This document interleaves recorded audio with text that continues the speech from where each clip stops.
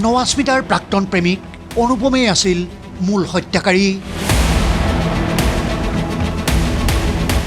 অনুপম সূত্ৰধৰে হত্যা কৰিছিল নৱাস্মিতাৰ পিতৃ, মাতৃ আৰু ভগ্নীক। হলিউডৰ থ্ৰিলাৰ চিনেমাৰ দৰেই সংগঠিত হৈছিল নগাঁও জিলাৰ ৰূপহীহাটৰ গৰাজানৰ সেই ভয়ংকৰ হত্যাকাণ্ড। ঘটনা আছিল 22 নৱেম্বৰৰ নিশা। তেতিয়া 8 বাজি গৈছিল। 4টা দিনৰ পাছতে আছিল ঘৰখনৰ বৰজীয়ৰী নৱাস্মিতাৰ বিয়া। কিন্তু সেই কালনিশাটোত ঘোৰ অন্ধকাৰ নামি আহিছিল ঘৰখনত।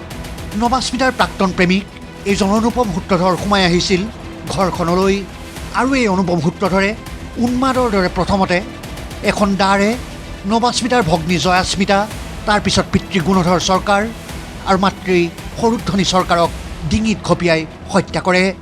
এই ঘটনাৰ 10টা দিনৰ পাছত এই নৃশংস হত্যাকাণ্ডৰ ৰহস্য উন্মোচন কৰিলে নগাঁও আৰক্ষীয়ে। অনুপম সূত্ৰধৰ তেখেত নগাঁৱৰ পৰা ইয়ালৈকে আহি তেওঁ প্ৰথমতে জয়াস্মিতা চৰকাৰ, তাৰ পৰা তেওঁৰ দেউতা গুণধৰ চৰকাৰ আৰু 3 নম্বৰ যেতিয়া সুৰধানী চৰকাৰক হত্যা কৰি থাকে, তেতিয়া চিঞৰ বাখৰ হোৱাত তেওঁৰে সম্পৰ্কীয় অমল চৰকাৰৰ ওচৰলৈ যায়। গৈ দেখে যে অনুপম চৰকাৰে দাৰে ঘপিয়াই থাকে, হাতত ঘপিয়াই আছিলে। এই চাঞ্চল্যকৰ ঘটনাৰ ৰহস্য কোনেও বুজিবই পৰা নাছিল। ঘটনাস্থলীত উদ্ধাৰ হৈছিল অনুপমৰ মৃতদেহ। এই অনুপমক কোনে হত্যা কৰিলে ভবা হৈছিল প্ৰাক্তন প্ৰেমিকাৰ পিতৃ, মাতৃ আৰু ভগ্নীক হত্যা কৰি নিজে আপোনঘাতী হৈছিল অনুপম। কিন্তু ঘটনাৰ ধৰণ দেখি আৰক্ষী নিশ্চিত আছিল কোনো তৃতীয় পক্ষ এই ঘটনাত জড়িত আছে। যোৱা 2টা দিন ধৰি জেৰা কৰাৰ পাছত আৰক্ষীয়ে গ্ৰেপ্তাৰ কৰিলে এইজন অমল চৰকাৰক।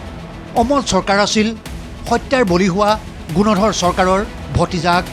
অমল চৰকাৰে আৰক্ষীক দিলে সেই ভয়ংকৰ স্বীকাৰোক্তি। সেই নিশা মই ঘৰলৈ সোমাই আহি দেখিলোঁ যে মজিয়াত তেজৰ ডোঙাত পৰি আছিল ভগ্নী জয়াস্মিতা আৰু বৰদেউতা গুণধৰ চৰকাৰৰ মৃতদেহ। সেই সময়ত অনুপমে বৰ্মা সুৰধ্বনি চৰকাৰৰ গাৰ ওপৰত উঠি ডিঙিত দাৰে ৰেপি আছিল। মই পাছফালৰ পৰা অনুপমক গবা মাৰি ধৰিলোঁ। অনুপমে মোকো ওলোটাই দাৰে আক্ৰমণ কৰিলে। মই উপায়বিহীন হৈ ওলোটাই তাক আক্ৰমণ কৰি তাক হত্যা কৰিলোঁ। তাৰ পাছত এটা পুখুৰীলৈ আহি মুখ হাত ধুওঁ, তেজ লগা গাৰ কাপোৰ কানিবোৰ জ্বলাই দিওঁ আৰু তাৰ পাছতে মই মোৰ দেউতাক খবৰ দিলোঁ। এই অমল চৰকাৰক ইতিমধ্যেই গ্ৰেপ্তাৰ কৰা হৈছে। অমলৰ এই স্বীকাৰোক্তিৰ পাছতেই সমগ্ৰ ৰহস্য উন্মোচিত হ'ল। লগে লগে তেওঁ পিছফালৰ পৰা থাপ মাৰি ধৰি পেলাই আঁতৰাব চেষ্টা কৰে।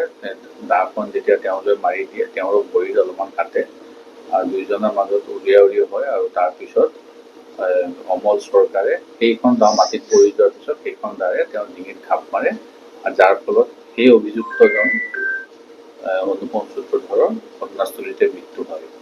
আৰু তাৰপিছত তেখেতে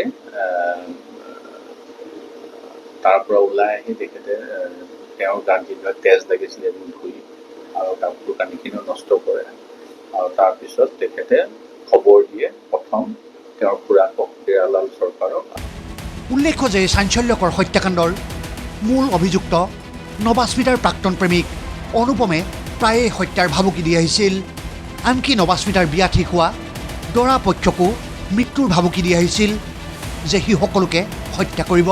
আৰু এই বছৰে তেওঁৰ যেতিয়া বিবাহ ঠিক হয়, বিবাহ ঠিক হোৱাৰ পিছত সেই যিজন ব্যক্তিৰ লগত বিবাহ ঠিক হৈছে তেওঁকো বহুত ভয় ভাবুকি দিছিল অনুপম সূত্ৰধৰে। আৰু তেওঁ বাৰে বাৰে কৈ আছিলে যে এইজনী ছোৱালী যদি বিয়া কৰে মই চব খতম কৰি দিম। গতিকে সেইটোৱে মানে মাৰ্ডাৰৰ মটিভ আছিলে। ৰূপহীহাটৰ গৰাজানৰ এই ঘৰখনত এতিয়া নিমাওমাও পৰিৱেশ। এই পৰিয়ালটোত জীৱিত ব্যক্তি এতিয়া মাত্ৰ 2জন। তেওঁলোকে এতিয়াও ঘৰখনত প্ৰৱেশৰ বাবে সাহস গোটাব পৰা নাই। গৰাজানৰ এই অভিশপ্ত ঘৰখনৰ আজিও এক নিমাওমাও পৰিৱেশ।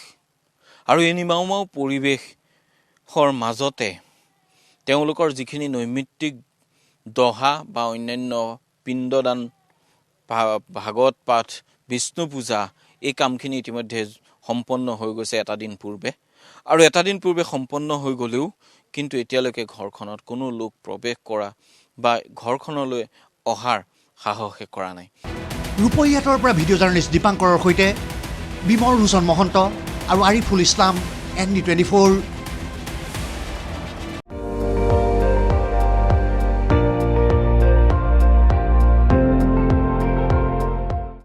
আপুনি চাই আছে ND24, সৰ্বশ্ৰেষ্ঠ নহয় সৰ্বোত্তমৰ দৌৰত।